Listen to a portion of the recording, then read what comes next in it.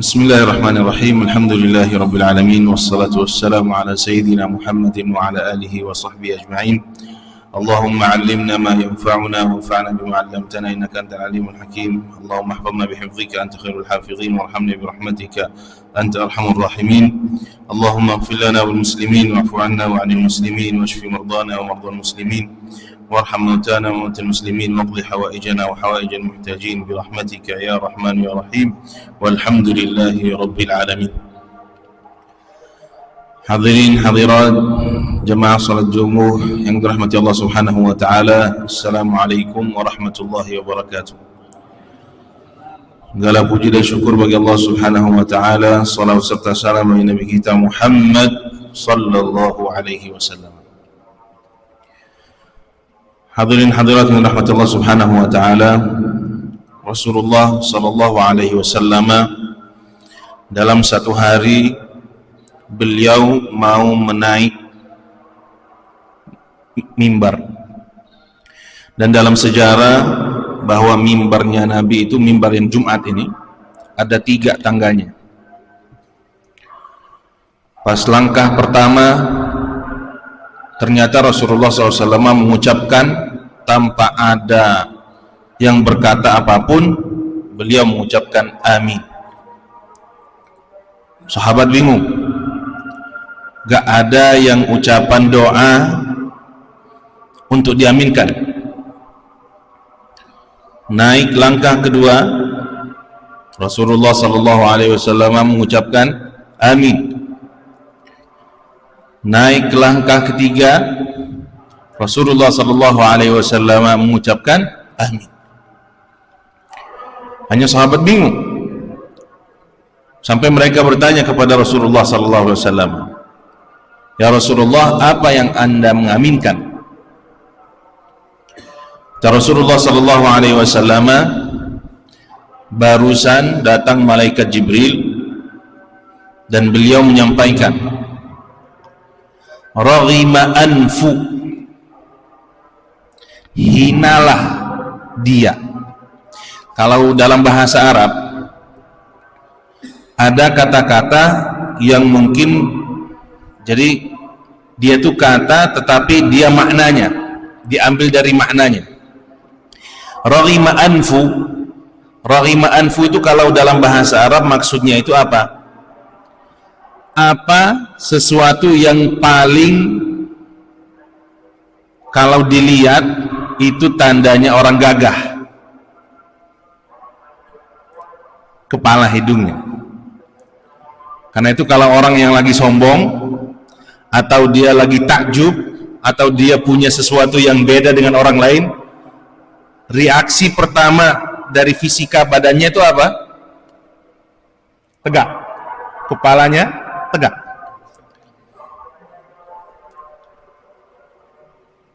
Dan selalu dalam hadis Rasulullah SAW, kalau ada raghima anfu berarti berhinalah, terhinalah orang ini.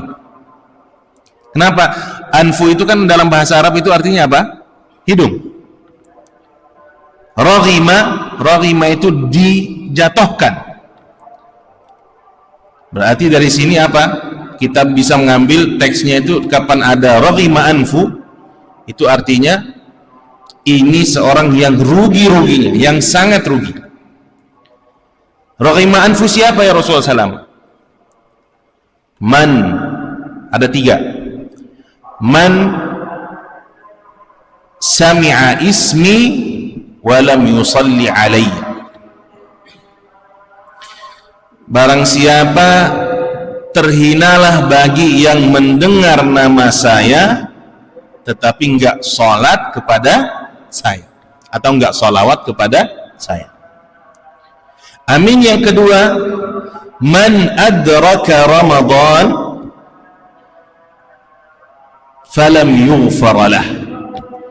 Barang siapa, berugilah bagi yang mereka datang bulan Ramadan, mereka menerima Ramadan tetapi setelah Ramadan melalu mereka enggak dapat ampunan. Dan yang ketiga, man adraka walidayhi 'indal kibar falam yughfar lah. Bagi siapa yang ketiga, terhinalah bagi orang yang datang atau mereka pantas dapat dan datang di masa umur orang tuanya yang udah berusia, tetapi mereka gak bertaat, karena itu mereka gak dapat ampunan. Malah dalam hadis yang lain, dalam riwayah yang lain, bukan sekedar raghima anfu aja, wa ba'adallahu bainah, dan jauhlah dia dengan rahmatnya Allah. Nah, yang di sini yang pertama kita udah jelas bahwa bagi siapa yang mendengar nama Rasulullah sallallahu alaihi wasallam dan tidak bersalawat kepada Rasulullah sallallahu alaihi wasallam, itu adalah sesuatu yang rugi. Kenapa? Karena dia menolak rahmatnya Allah Subhanahu wa taala. Udah jelas. Allah Subhanahu wa taala telah menjelaskan, innallaha wa malaikatahu yusalluna 'alan nabi ya ayyuhalladzina amanu sallu 'alaihi wa sallimu taslim. Dan salawat kepada nabi itu bukan sekedar salawat, tetapi salawat kepada nabi adalah rahmah bagi kita. Sebelum dia itu yang dimanfaatin oleh Rasulullah SAW, apa faidahnya? Apa gunanya kita salawat? Kecuali kitanya yang mengucapkan salawat ini yang dapat rahmat. Yang kedua, dan di sini kita lagi dalam bulan Ramadan. Barang siapa yang mengalami atau hidup dalam bulan Ramadan dan beliau keluar dari bulan Ramadan tanpa diampuni.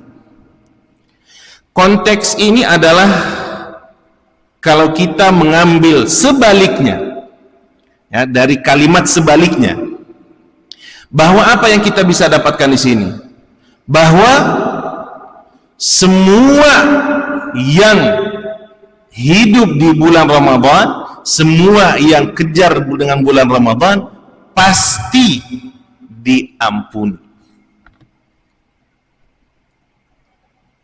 Itu hakikat yang kita bisa ambil sebalik hadisnya ini. Kenapa?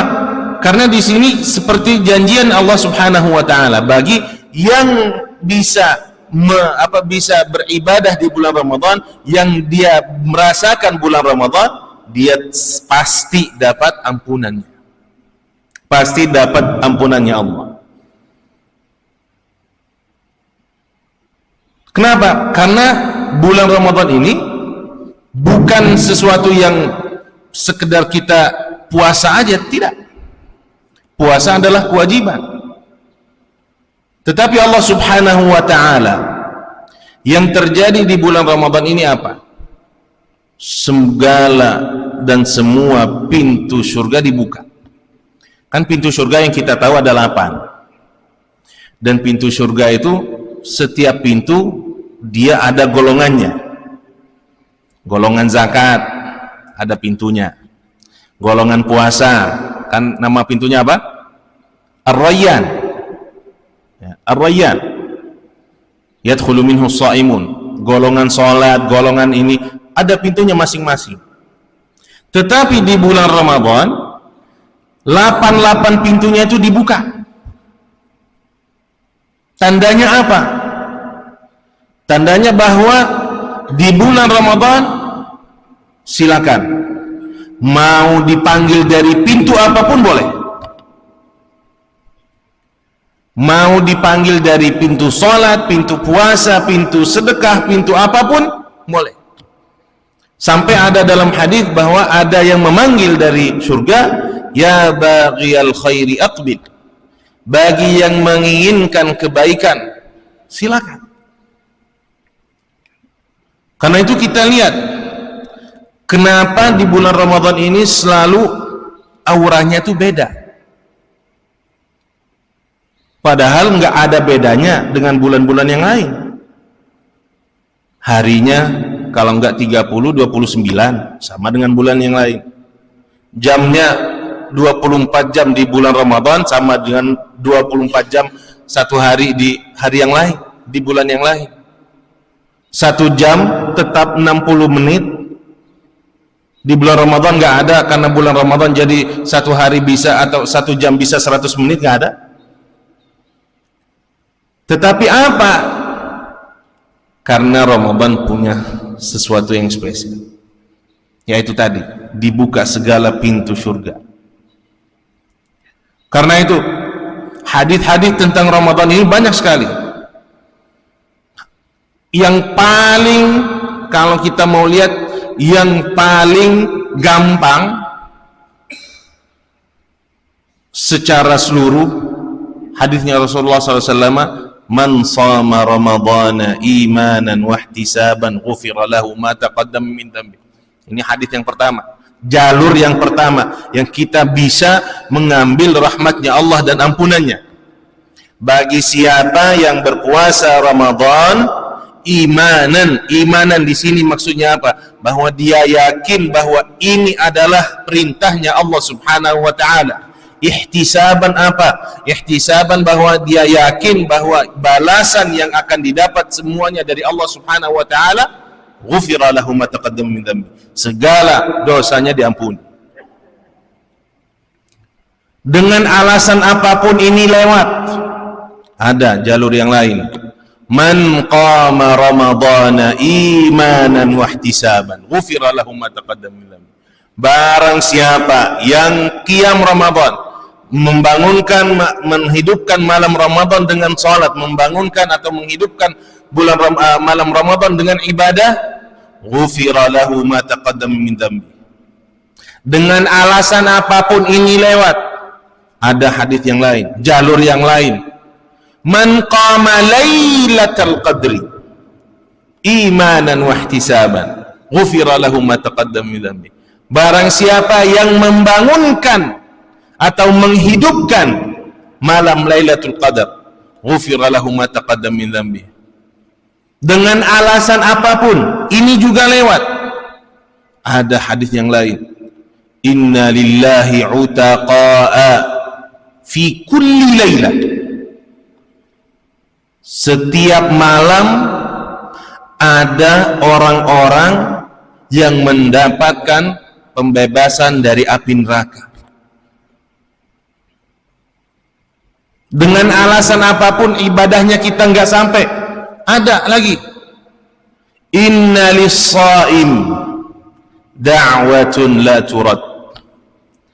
Bahwa bagi yang orang shaim, bagi yang orang berpuasa, punya doa gak ditolak. Dengan alasan apapun, ini juga lewat. Sedekah dengan hadis-hadisnya. Dengan alasan apapun lewat. Baca Al-Quran. Dengan alasan apapun, semuanya bisa lewat. Semuanya nggak maksimal. Semuanya ini ada kekurangannya. Kufu lisanakum. Lidahnya dijaga, tangannya dijaga. Man salimal muslimuna min lisanihi wa yadihi. Coba, apa lagi? Dengan berbagai macam. Dengan berbagai macam. Dan selalu yang menjadi syiar buat bulan Ramadan ini adalah Al-Quran. Selalu yang menjadi syiarnya bahwa bulan Ramadan telah tiba adalah Al-Quran. Orang hidup dengan Al-Quran. Kenapa? Karena Allah Subhanahu wa ta'ala telah menjelaskan Ramadan ini spesial bukan karena ada sesuatu. Ramadan ini spesial karena alladzi unzila fihi al-Quran. Karena Quran itu turun di bulan Ramadan. Karena itu alhamdulillah, dengan syiarnya kita, dengan kegiatannya kita tadarus, apapun kegiatannya dengan Al-Quran, khususnya di bulan Ramadan ini alhamdulillah kita menghidupkan suasana, menghidupkan masjid, menghidupkan rumah, menghidupkan keluarga kita dengan Al-Quran. Semoga Allah Subhanahu wa ta'ala kita termasuk dalam golongan orang-orang yang selalu membaca Al-Quran dengan mendapat rahmatnya Al-Quran. Amin ya rabbal alamin. Hadirin hadirat yang dirahmati Allah Subhanahu wa taala, bismillah insyaallah hari ini kita akan mengkaji salah satu surah yaitu di juz 30. Dan peringat saya, alhamdulillah kita sudah sampai ke suratul Bayyinah. Insyaallah hari ini kita akan membaca suratul Bayyinah. Suratul Bayyinah ini dalam qaulul ulama, aktsarul ulama mengatakan bahwa suratul Bayyinah ini adalah suratun Madaniyah. Suratul Madaniyah. Madaniyah itu maksudnya apa? Turun setelah hijrahnya Rasulullah sallallahu alaihi wasallam. Dan suratul Bayyinah ini ada cerita yang khusus dan ada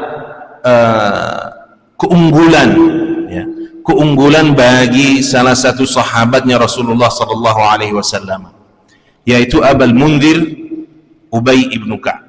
Ubay bin Ka'b ini dalam hadisnya bahwa pernah Rasulullah sallallahu alaihi wasallam datang dan menyampaikan kepada Ubay bin Ka'b. Dan Ubay bin Ka'b ini nanti kita akan menjelaskan siapa Ubay bin Ka'b. Bahwa Rasulullah SAW pernah datang ke Ubay bin Ka'b dan Rasulullah SAW mengucapkan ke Ubay bin Ka'b, "Ya Abul Mundhir, innallaha ya'muruni an aqra'a 'alaika surat al-Bayyinah." Wahai Abul Mundhir, saya baru dapat perintah dari Allah Subhanahu wa taala untuk saya membaca suratul Bayyinah kepadamu. Allahu Akbar. Bayangin spesialnya. Wahyu itu biasa dibagi ke seluruh umat, tetapi ini perintah dari Allah Subhanahu wa taala kepada Rasulnya untuk membaca suratul Bayyinah ini kepada seseorang. Sampai Ubay bin Ka'b, apakah benar? Apakah benar? Apakah benar? Iya, saya baru dapat perintah dari Allah Subhanahu wa taala untuk membacakan suratul Bayyinah ini kepada engkau. Dan ini adalah kelebihannya Ubay bin Ka'b. Kenapa? Karena Ubay bin Ka'b ini adalah salah satu sahabat Nabi. Ubay merupakan sahabat yang mampu menghafal Al-Quran dan dia dipercayai menjadi sekretaris Nabi untuk penulisan wahyu dan surat-surat Nabi. Ubay adalah seorang sahabat yang berasal dari kaum Ansar. Ubay selalu berada di sisi Rasulullah sallallahu alaihi wasallam dan dia ikut dalam Bai'atul Aqabah. Dan Ubay ini karena punya unggulannya apa? Karena beliau ini dari salah satu sahabat yang mereka datang sebelum Rasulullah SAW hijrah ke Madinah. Ya, sebelum Rasulullah SAW hijrah ke Madinah,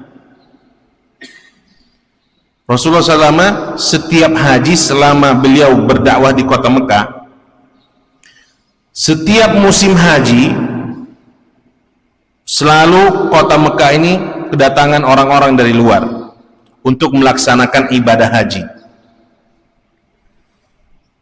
Dan setiap kali ada yang datang, selalu sebelum mereka masuk selalu disortir. Disortir oleh siapa? Disortir oleh kuffar Quraisy. Udah nunggu di perbatasan siapa yang masuk dari luar kota Mekah. Dan mereka mengasih tahu apa? Nanti kalau kalian lagi dalam pelaksanaan haji, nanti ada seseorang yang bernama Muhammad. Beliau akan mengajak kalian kepada dakwahnya. Beliau akan mengajak kalian kepada ibadahnya. Beliau akan mengajak kalian ke agama dia. Kita sendiri, keluarganya kita nggak terima. Tolong diabaikan aja. Tetapi karena rahmatnya Allah Subhanahu wa ta'ala dan takdirnya, ada 6 orang datang dari Madinah dengan kelompok yang kecil ini, nggak kena sortir, yang selalu didatangi rombongan yang besar. Rahmatnya Allah Subhanahu wa ta'ala dan takdirnya, 6 orang dari Madinah nggak dapat kabar itu, nggak dapat wanti-wanti itu. Akhirnya mereka bertemu Dan setiap Rasulullah SAW menyampaikan dakwahnya kepada kaum siapapun yang datang dari luar, selalu ditolak. Oh, ini Muhammad yang udah diceritakan. Oh, kami nggak terima, kami cukup. 6 orang ini mereka terima. Akhirnya mereka berjanji bahwa tahun depan akan datang rombongan yang agak besar. Akhirnya datanglah rombongan dari Madinah 12 orang. Tahun berikutnya datanglah rombongan 73 orang dari Madinah. Dan ini semua tanpa diketahui oleh kufar Quraisy. Kalau yang pernah datang ke kota Mekah dan lagi jalan-jalan atau lagi wisata ke kota Mina, di samping atau setelah Jumratul Aqabah, karena kalau di Mina itu kan ada tempat 3 lontar. Mina ini adalah tempat lontar, tempat bagi jemaah haji melontar jumrohnya, melontar jumroh. Ada 3, ada Jumratul Ula Sughra yang pertama, Wusta yang tengah, Aqabah atau Kubra yang ketiga. Dan yang ketiga ini yang paling dekat ke arah Mekah. Setelah Aqabah ini ada, sekarang itu udah ditutup. Kan pernah ya kalau nggak salah di tahun 2000, awal 2000-an, yang video atau yang foto-foto ya pas waktu mau perluasan tempat jamarat ini, ketemu masjid kecil, masjid yang lama yang di area Mina. Nah, ini namanya Masjidul Bai'ah, dan di sana tempat pertemuannya Nabi Muhammad SAW dengan rombongan orang Madinah. Dari salah satunya yaitu Ubay bin Ka'ab. Berarti Ubay bin Ka'ab ini dia termasuk yang orang yang pertama atau yang rombongan pertama yang memasuk Islam dari kota Madinah. Dan Ubay bin Ka'ab ini selalu diutuskan oleh Rasulullah SAW untuk apa? Untuk menuliskan wahyu. Kenapa? Karena Rasulullah SAW pas menerima wahyu, setelah Rasulullah SAW menerima wahyu, setelah sadar atau apapun pas saatnya Rasulullah SAW menerima wahyu, dia selalu manggil Ubay untuk menulis apa yang disampaikan wahyu. Dan insyaallah kita akan membaca suratul Bayyinah. Dalam suratul Bayyinah ini ada 8 ayat, ada 77 kalimah, ada sekitar 390 huruf yang dalam suratul Bayyinah. Coba kita ngaji bareng ya, semuanya. Suratul Bayyinah. Bismillahirrahmanirrahim.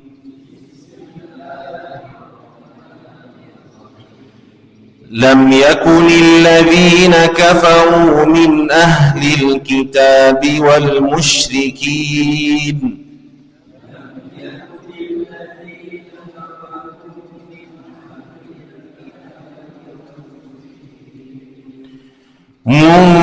منفكين حتى تأتيهم البينة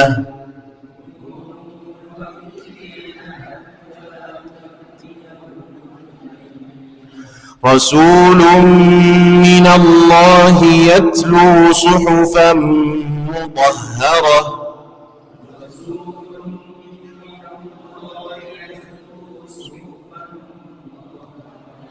فيها كتب قيمة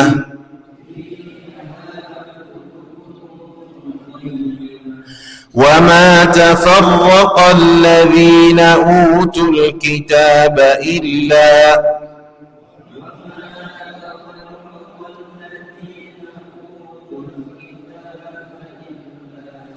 إلا من بعد ما جاءتهم البينة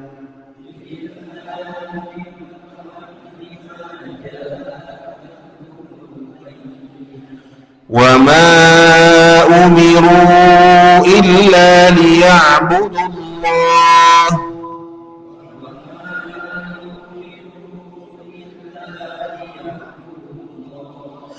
مخلصين له الدين حنفاء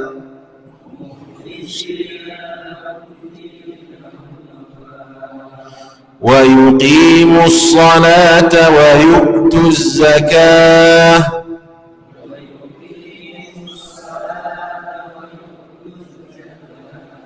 وذلك دين القيمة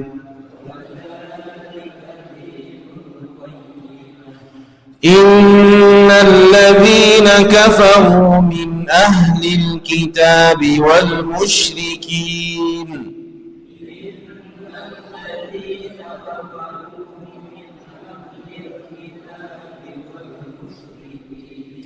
في نار جهنم خالدين فيها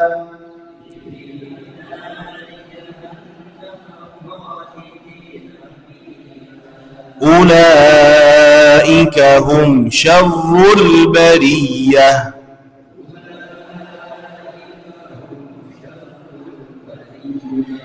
إن الذين آمنوا وعملوا الصالحات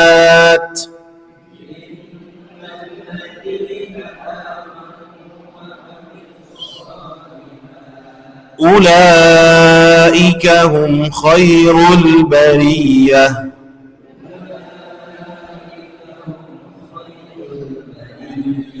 جزاؤهم عند ربهم جنات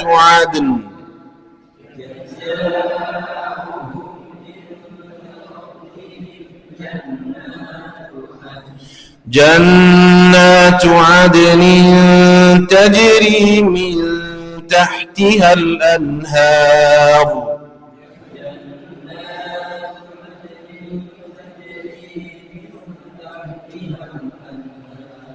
خالدين فيها أبدا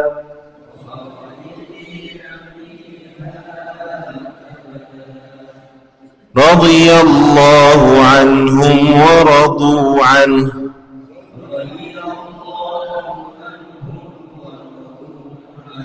ذلك لمن خشي ربه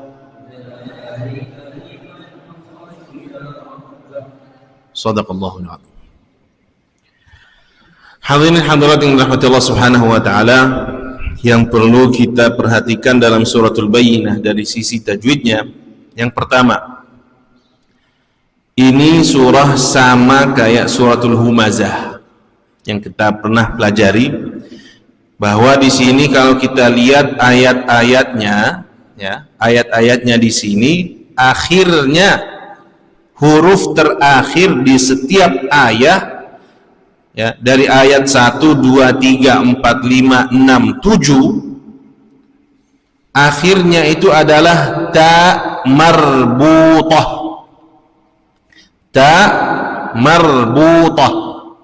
Jadi ta itu dalam bahasa Arab, ya, ada ta maftuhah, ta yang terbuka, ada ta marbutah atau ta yang tertutup, atau di sini kalau mau spesifik banget, ta yang terikat. Yang terikat apa? Tadinya terbuka, ininya diikat, marbutah. Apa bedanya? Yang pertama, kalau ta maftuhah itu, ya, dia bisa posisinya itu bisa ditulis di awal kalimat, bisa ditulis di tengah, bisa tulis di akhir. Kalau dia di awal seperti tajri, kalau dia di tengah seperti tahtaha, kalau dia di akhir seperti jannat, ya. Tetapi kalau ta yang marbutah, ta yang bulat itu khusus dan tertulis cuma di akhir kalimat. Kalimat itu, ya, yang saya barusan ini, kalimat, kalau dalam bahasa Arabnya itu ta-nya itu yang bulat. Jadi bukan kalimat seharusnya. Seharusnya apa? Kalimah. Ini dari sisi posisi.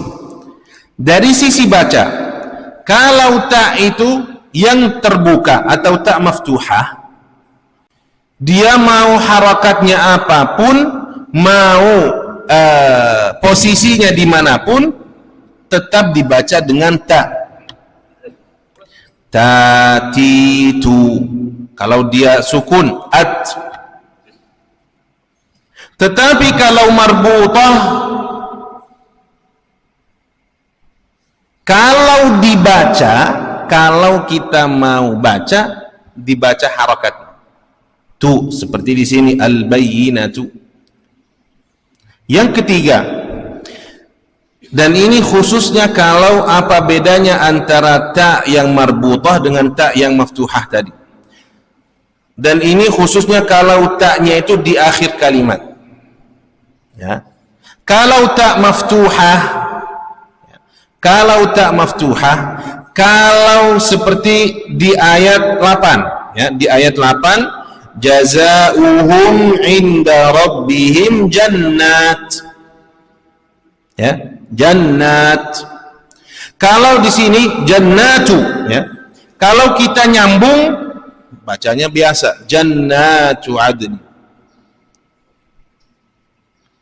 Sama juga kalau al-bayyinah, kalau kita mau nyambungnya kita baca taknya itu dengan jelas, hatta ta'tiyahumul bayyinatu.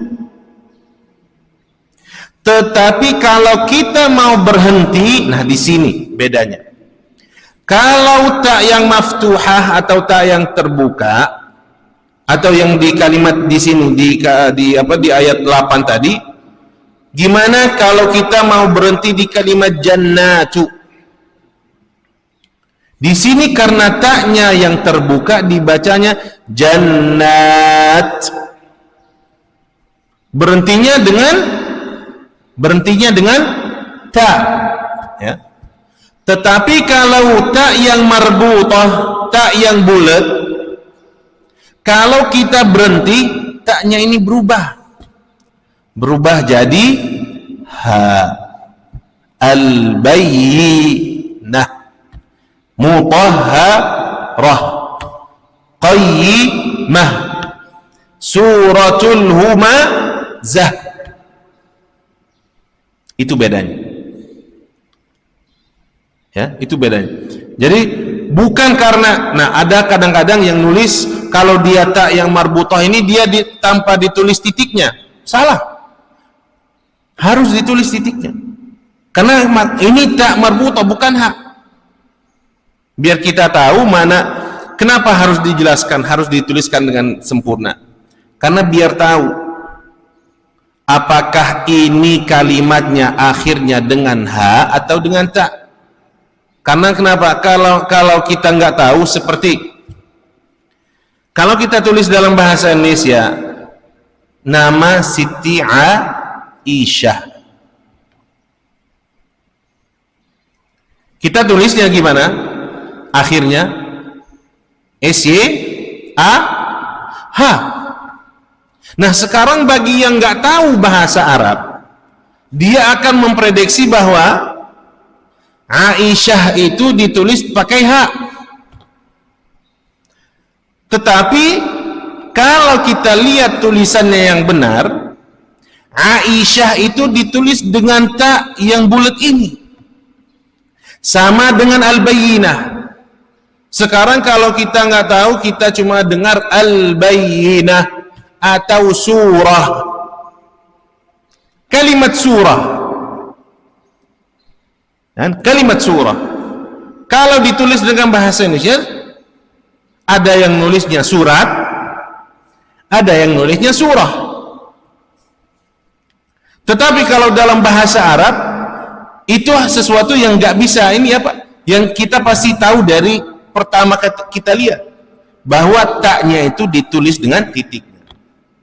Untuk apa? Untuk kalau kita mau nyambung kalimat ini dengan kalimat berikutnya.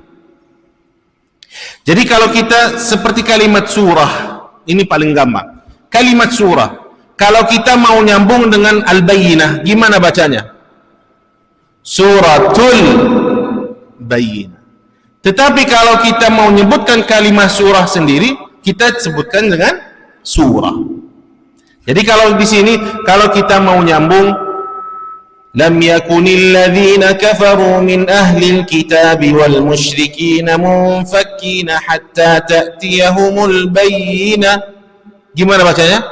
Kalau mau nyambung, bayyinatu rasul, kan?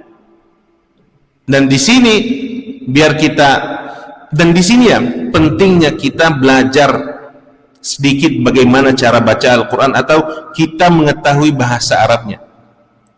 Minimal untuk kita jangan keliru. Kenapa? Karena banyak sekali. Karena lagi semangat ngajinya, malah salah. Dan di sini amanah. Mungkin di suratul Bayyinah mungkin jarang yang ada ini apa, yang mungkin salah atau mau nyambung. Yang pentingnya di sini kita benar. Kenapa? Nggak cukup kita mengetahui, nggak cukup kita cuma sekedar mendengarkan Al-Quran. Tetapi wajib kita, hatta walau kita udah hafal, minimal ada sekali kita membaca Al-Quran pakai mata kita. Untuk apa? Untuk mengetahui perbedaan harakatnya. Dan banyak kelirunya di mana? Bagi yang mau membaca suratul Fatihah, banyak yang mau membaca suratul Fatihah, ada yang mau bacanya khususnya ini yang apa, yang pengen sholatnya itu yang pendek sekali, pengen baca Al-Fatihahnya dengan satu nafas. Bismillahirrahmanirrahim, alhamdulillahirabbil alamin, arrahmanirrahim, maliki yaumiddin. Salah. Seharusnya kalau mau baca seperti itu dengan satu nafas, harusnya dibaca dengan harakat yang sempurna. Kenapa? Kalau kita mau baca gitu, Bismillahirrahmanirrahim, yang terjadi di sini sukun itu mengasih tanda bahwa kita itu berhenti. Tapi kalau cuma sekedar berhentinya karena kita yang tahu Bismillahirrahmanirrahim, alhamdulillahirabbil alamin, arrahmanirrahim, maliki yaumiddin, iyyaka na'budu.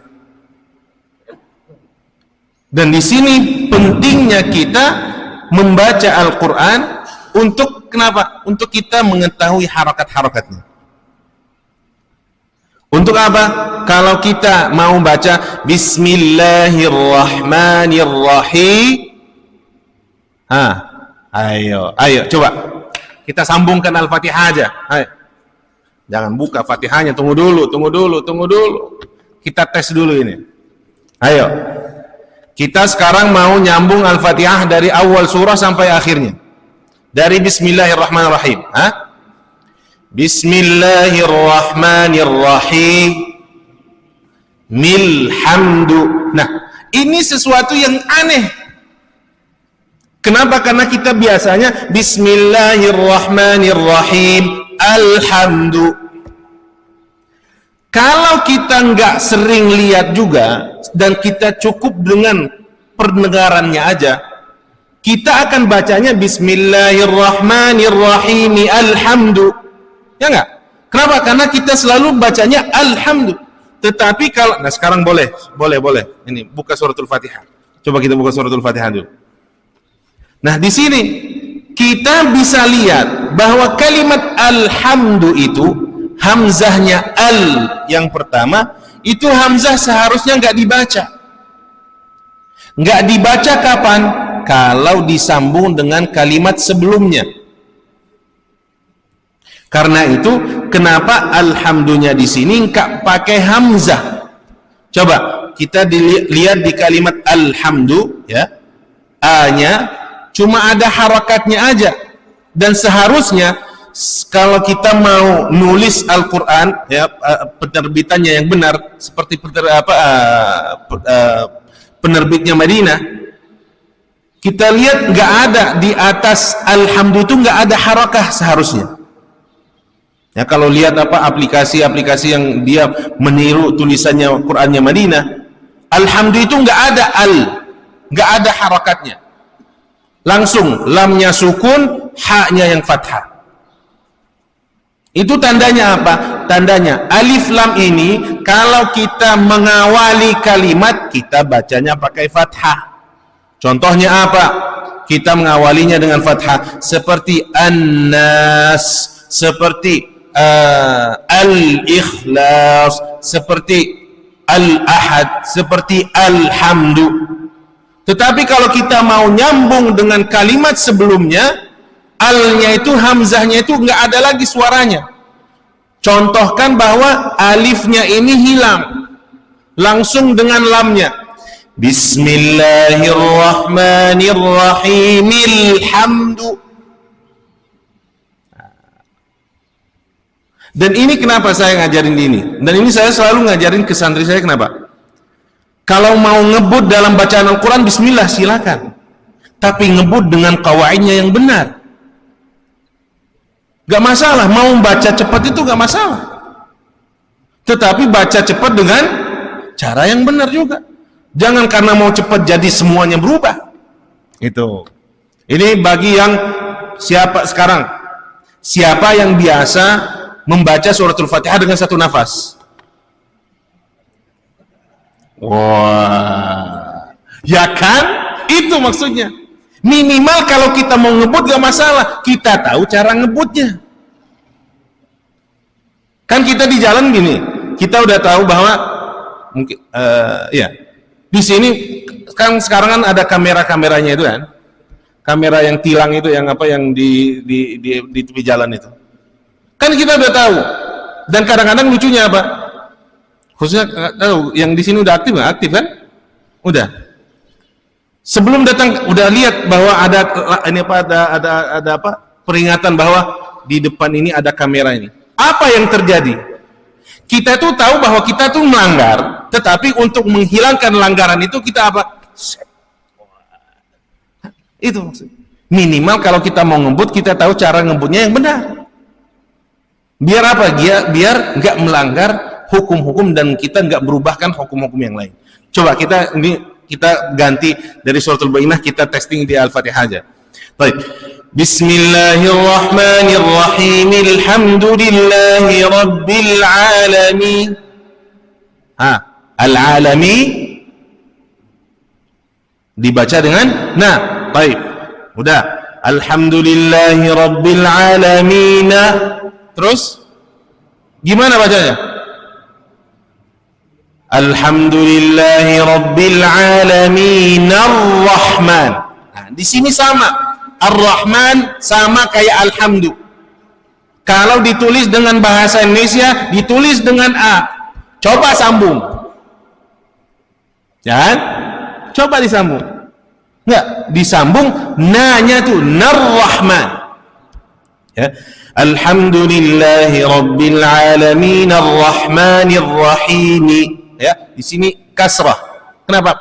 Karena di sini saya selalu mengingatkan santri itu untuk perhatikan akhir harakat ini. Kenapa? Karena saya pribadi salah.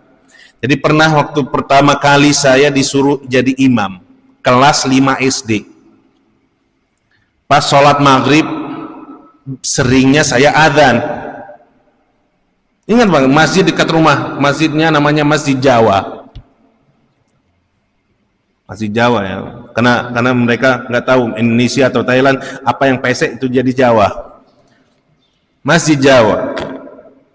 Sering saya di sana muadzin salat maghrib. Pas hari itu nggak ada yang imam. Disuruhlah si bocil, anak agak gemuk. Dulunya agak gemuk ya. Udah antum jadi imam. Enggak, anak belum pernah. Udah kan antum hafal, udah baca, antum kan waktu itu udah hafal sekitar 7 juz 8 juz. Maju. Pertama kali. Dan biasa kalau menjadi imam pertama kali, apa yang dicarikan? Ngebut. Yang penting cepat selesai. Bacalah Al-Fatihahnya dengan satu nafas. Salah harokatnya semuanya. Semuanya salah. Sampai salah saya itu jelas banget di mana?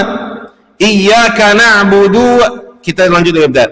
Maliki yaumiddin, iyyaka na'budu wa iyyaka nasta'in, nuhdina. Nah di sini saya itu salah apa? Iyyaka na'budu, saking groginya, saking ini Fatihah sendiri salah ya. Iyyaka na'budu wa iyyaka nasta'in, ihdinas sirat. Setelah sholat datang yang ngajuin. Ini gimana ya? Udah berapa tahun ditahfiz, udah 7 juz, masa bacanya salah? Hah? Itu apa? Nasta'ini mana? Nasta'ini itu Quran yang siapa lagi itu? Itu dari sana. Pentingnya, minimal pentingnya kita baca Al-Fatihahnya yang benar. Jadi, iyyaka na'budu wa iyyaka nasta'in. Ya. Yang pertama nunnya yang dhamma. Nah, kalimat berikutnya ihdina. Kalau kita mau nyambung nasta'inuh dina. Nuhdina. Ya, nun langsung ketemu dengan ha yang sukun. Ya, ihdinas siratal mustaqim, masiratal ladzina an'amta 'alaihim ghairil maghdubi 'alaihim waladdallin. Coba kalau kita baca semuanya. Bismillahirrahmanirrahim. Alhamdulillahi rabbil alamin, arrahmanirrahim, maliki yaumiddin. Maliki yaumiddin, iyyaka na'budu wa iyyaka nasta'in, ihdinas siratal mustaqim. Ihdinas siratal mustaqim, siratal ladzina an'amta 'alaihim ghairil maghdubi 'alaihim waladdallin. Amin. Dan itu ya, sana kan karena mulai hafalnya itu dari juz 30. Jadi selalu yang paling gampang kapan dibilang mau murajaah apa, paling gampang dan nggak perlu dilihat lagi adalah murajaah juz 30. Kenapa? Karena juz 30 itu sering dibaca, sering ini, jadi nggak pernah murajaah. Jadi pernah saya ikut kursus daurah Quran musim panas. Dan pas waktu datang juz 30, udah nggak perlu lagi lihat lagi karena udah hafal ya, nggak perlu, orang udah hafal dari 1 SD. Disuruh sama guru dengan metode yang beda, yaitu menyambungkan segala ayat juz 30. Ini yang kita baru belajar ini adalah cuma suratul Fatihah aja. Sama guru saya itu disuruh apa? Kalian pasti hari ini karena juz 30 nggak ada yang buka Quran, nggak ada persiapan kan? Karena kenapa? Sesuatu yang nggak perlu disiapin karena kitanya udah yang udah hafal 10, yang udah hafal 15. Juz 30 itu adalah bisa gitu. Nggak perlu di ini. Oke, kata guru. Sok-sok kenal? Coba ujian hari ini adalah membaca juz 30 disambung ayatnya dari awal suratun Naba sampai suratun Nas. Sambung? Ya sambung. Coba. Oh ya tahu, hafal. Bismillahirrahmanirrahim. Sambung. Oh sambung. Enggak sampai 10 ayat. Semua yang juz 30 hari itu ada sekitar 10-15 orang, semuanya ulang, semuanya berdiri, nggak ada yang hafal. Dan di sini apa? Dan ini khusus pentingnya apa? Yang pertama, kita bisa punya pengetahuan bagaimana kalau kita mau nyambung ayat ke ayat berikutnya. Yang kedua, dalam bahasa Arab itu penting. Kenapa? Karena ini bicara tentang ilmu i'rab. Biar kita nggak keliru bahwa ini harakatnya apa, akhirnya kenapa? Karena dalam bahasa Arab harakat akhir kalimat itu penting banget.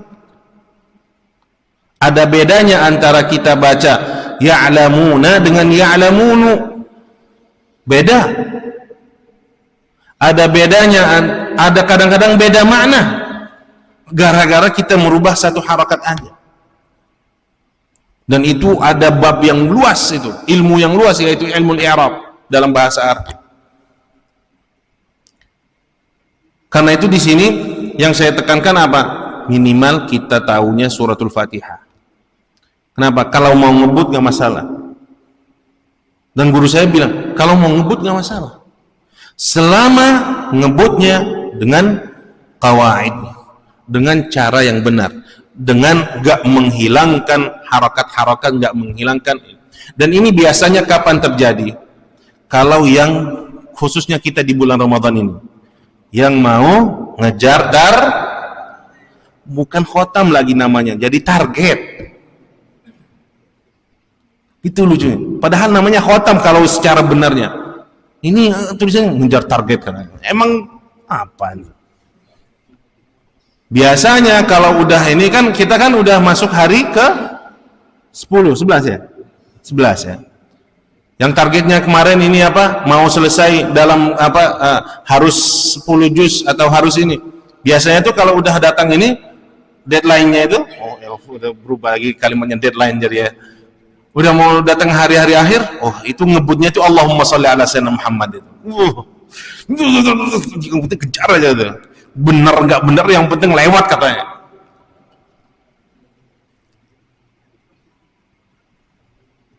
Dan ada ya, ada yang mengkhatamkan Al-Qur'an itu dalam 8 jam itu ada. Wa hadza waqi' wa hadza ma fa'alahu katsirun minal awail. Kan sekarang kan lagi viral. Ada yang masjid yang dia menyelesaikan sholat tarawih 1 malam 30 juz, ada kan? Di Malioboro. Dan ini bagi kita, itu gimana ya berdirinya? Nah, kalau masalah berdiri ya nggak masalah itu mah. Tapi bagaimana bacanya? Kalau baca secara normal, ada beda antara kita bacanya Bismillahirrahmanirrahim Alhamdulillahi Rabbil Alamin. Ada yang temponya agak cepat lagi. Bismillahirrahmanirrahim Alhamdulillahi Rabbil Alamin. Ada yang temponya lebih cepat lagi. Bismillahirrahmanirrahim Alhamdulillahi Rabbil Alamin Ar-Rahmanirrahim Maliki Yawmiddin Iyyaka na'budu wa iyyaka nasta'in. Apa bedanya? Gak ada beda sama sekali di sisi tajwidnya. Bedanya apa? Bedanya sekedar temponya lebih cepat, tetapi tajwidnya tetap dibaca, tajwidnya tetap ada, panjang pendeknya tetap dihitung. Yang pentingnya di sini apa? Bacaannya yang benar. Dan pernah dilakukan, kan kita dengar sekali bahwa sahabat di zamannya Umar pas waktu pertama kali disusunkan sholat tarawih ini secara yang ada sekarang ini, itu mereka setiap malam khotam. Mulainya setelah Isya, selesainya itu sebelum sahur setengah jam, 1 jam.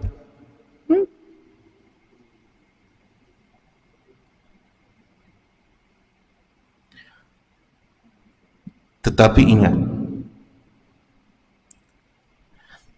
1 jam yang dengan kita, dengan 1 jam yang dibacakan oleh mereka, itu beda. Bedanya apa? Bedanya berkahnya. Berkahnya beda. Kenapa mereka dalam 1 jam bisa 3 juz? Kita 1 jam belum selesai 2 halaman. Berkahnya, niatnya, ikatannya, kaitannya, kalau istilah zaman sekarang jaringannya. Karena mereka tekat, karena mereka niatnya untuk lillahi ta'ala secara benar, Allah subhanahu wa ta'ala memberkahi waktu mereka. Pasti hadirin dan hadirat merasa bahwa ada dalam 1 hari atau pernah mengalami hal ini, yang 1 jam, tetapi yang dilakukan dalam 1 jam ini banyak sekali. Targetnya selesai semua, tugasnya selesai semua, padahal 1 jam. Padahal dibanding dengan hari besoknya 5 jam belum selesai 1 target, ya kan? Itu adalah berkahnya waktu. Karena itu berkahnya kita sekarang ini yang kita merasakan dalam bulan Ramadan ini apa? Kita duduk 1 jam seperti ini, duduk 1 jam, tapi merasa bahwa baru berapa menit. Kenapa? Karena berkahnya itu. Dalam 1 jam ini kita bisa menghabiskan beberapa tugas. Kita mau baca Quran berapa, coba lihat. Dan ini di bulan Ramadan ini selalu yang kita rasakan.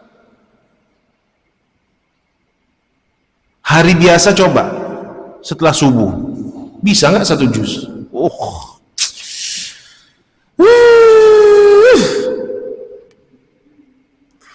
Tetapi mukjizatnya apa? Datang bulan Ramadan, setelah subuh nggak sampai setengah jam udah selesai 1 juz. Karena berkah tadi. Dan berkah itu bagi siapa? Bagi yang punya niat yang baik. Bagi yang niatnya itu, ikatannya dan niatnya bahwa lillahi ta'alanya itu ada. Karena itu yang dianjurkan bagi kita ini, apa yang harus kita lakukan setelah Ramadan, yaitu istiqomahnya itu. Karena itu pentingnya kita bagaimana kita jadwal kita seharian yang kita lakukan dalam bulan Ramadan ini, bagaimana kita terapkan jadwal yang kita lakukan ini di luar Ramadan. Untuk apa? Untuk menjaga kabulnya amal kita di Ramadan. Masya Allah, luar biasa. Dan kullal ummah islamiyah, bukan khusus siapapun, hampir rata-rata semua orang umat Islam, kalau datang bulan Ramadan, Masya Allah, tabarakallah, waktunya itu berkah. Mau sholat 20 rakaat atau sholat 8 rakaat, terasa waktunya itu bermanfaat banget.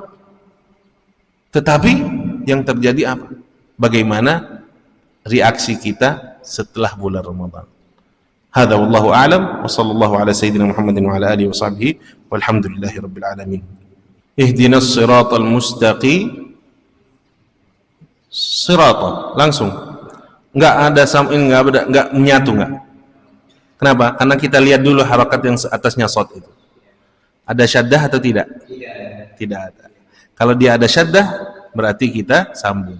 Kalau enggak ada syaddah, berarti kita enggak dibaca mimnya sendiri dengan shadnya sendiri ya. Nah, sendiri. Sama-sama. Dan ini pentingnya juga ya. Pengetahuan ini selain dari suratul Fatihah yang sering kita salah dan hampir mayoritas biasanya salah, yaitu kalau baca surat Al-Ikhlas, surat Qul Huwallahu Ahad. Kita tahu bahwa Qul Huwallahu Ahad Allahus Samad lam yalid wa lam yulad wa lam yakul lahu kufuwan ahad. Sekarang bagaimana kita lihat, kalau kita lihat dalam suratul Ikhlas ayat pertama, Qul Huwallahu Ahadun. Biasanya yang terjadi, karena di sini kurang infonya atau kurang ilmunya, kapan dia mau nyambung dibaca Qul Huwallahu Ahadullahu Samad, dan itu salah. Bagaimana kita mau nyambung sesuatu yang akhirnya tanwin dengan sukun setelahnya? Kenapa? Karena Allahu, alifnya ini bukan alif asli ya. Alifnya ini bukan alif asli, bukan alif original, tetapi alif gambaran aja. Kalau disambung dengan huruf berikutnya, huruf sebelumnya, alif ini seharusnya hilang. Terus bagaimana kita bacanya? Cara bacanya yang benar, Qul Huwallahu Ahadunillah. Nah, Ini kenapa? Karena biasa kalau zikir, biasa baca qul ini kan dari salah satu tahlil atau apa, khususnya yang mau ngejar target tadi, mau cepat selesai, itu dibaca qul huwallahu ahadullahu samad. Qul huwallahu ahadunillah. Nah, itu caranya yang benar. Itu caranya yang benar. Dan ini contohnya banyak sekali dalam Al-Quran, tapi mayoritas yang saya ambil di dua surah ini. Kenapa? Karena ini yang biasa kelirunya orang-orang. Qul huwallahu ahadu nillahu.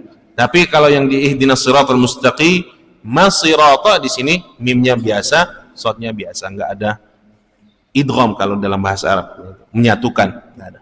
Wallahu a'lam.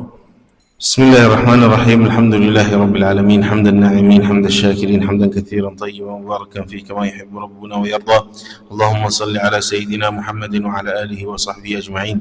Allahumma lakal hamdu ala ni'matil Islam wa lakal hamdu ala ni'matil iman wa lakal hamdu ala ni'matil Qur'an. Fa Allahumma aktubna min ibadika asy-syakirin wa adkhilna bi rahmatika fi ibadika as-salihin. Allahumma ighfir lana ajma'in wa tawaffana muslimin wa alhiqna bis salihin برحمتك يا رب العالمين. ربنا اللهم اجعل اجتماعنا هذا اجتماعا مرحوما واجعل تفرقنا من بعدها تفرقا معصوما ميمونا ولا تجعل منا ولا معنا شقيا ولا محروما.